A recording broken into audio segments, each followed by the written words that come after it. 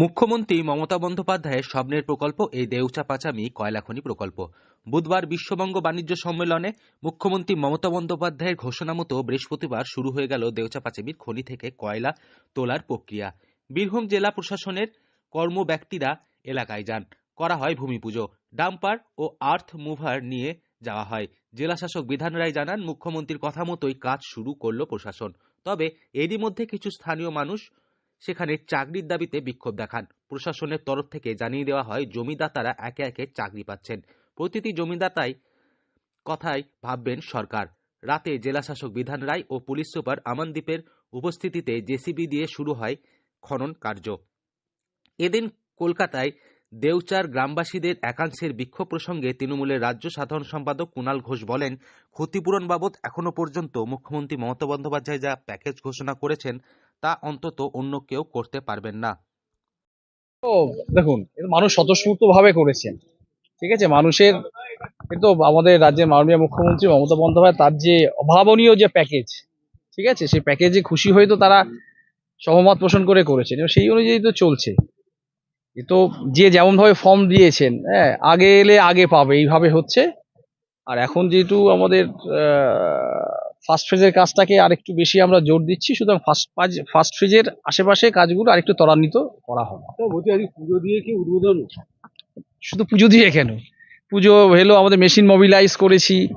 পুজোর সমাপ্তির পরে এখানে আমাদের যে এক্সকাভেশন বা ইত্যাদি বা মেশিন মোবিলাইজ করে ওদের ক্যাম্প সাইট বা ইত্যাদি আনুষঙ্গিক বিষয় থাকে, সবগুলোই তো আমাদের এর মানে আরম্ভেরই পার্ট অ্যান্ড পার্সেল।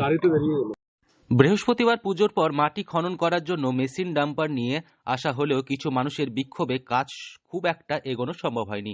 এরই মাঝে মোহাম্মদবাজারের ভূমি আধিকারিক সব্যসাচী মণ্ডলকে বৃহস্পতিবার বিকেলেই বদলি করে দেওয়া হয় ঝাড়গ্রামে। মুখ্যমন্ত্রীর নির্দেশ মতোই বৃহস্পতিবার সকাল থেকেই তোড়জোড় শুরু করেন মোহাম্মদবাজারের মথুরা পাহাড়ি এলাকায় প্রশাসনের আধিকারিকরা।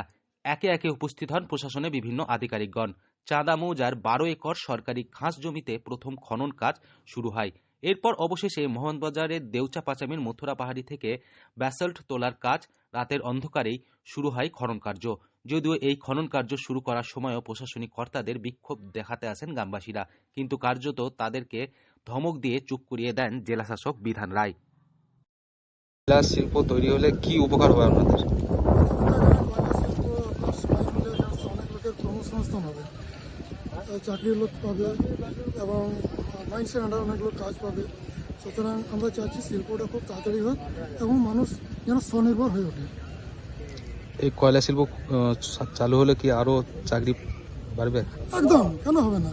কারণ যেহেতু অনেক যারা কনসার্ন দিয়েছে, অনেক লোকের চাকরি হয়েছে এবং যাদের কিছু কারণবশত যাদের আপনার ফর্মে কোনো সমস্যা হয়েছে, আমরা চাই সেই সমস্ত ফর্মগুলোকে, যে সমস্ত সমস্যা হয়েছে সেগুলো সমস্যার সমাধান করে যাতে ওনারা খুব তাড়াতাড়ি যেন চাকরিতে যোগদান করতে পারে, আমরা সেটাই চাইছি এবং শিল্পটা যেন খুব তাড়াতাড়ি হয় আমরা সেটাও দাবি রাখছি। কি নাম আপনার? আমার নাম রবীন্দ্র।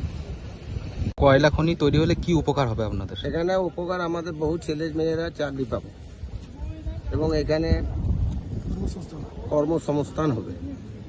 সেই হিসেবে আমাদের মমতা বন্দ্যোপাধ্যায় এবং জেলা প্রশাসক বিধানবাবু যেটা করেছে তার উন্নয়নে আমরা যাতা খুশি, তার সঙ্গে আছি এবং তার সাথে থাকব। এই শিল্প আমাদের চাই। কি বলবেন, কত তাড়াতাড়ি শুরু হলে ভালো হয়? অতি শীঘ্রই চালু হলে আমাদের আরো খুশি হয়। কি নাম আপনার? আমার নাম মাধব বিত্তার, আমি এই গ্রামের বাসিন্দা। বীরভূম থেকে সৌভিক রায় রিপোর্ট, লোকাল 18 বাংলা।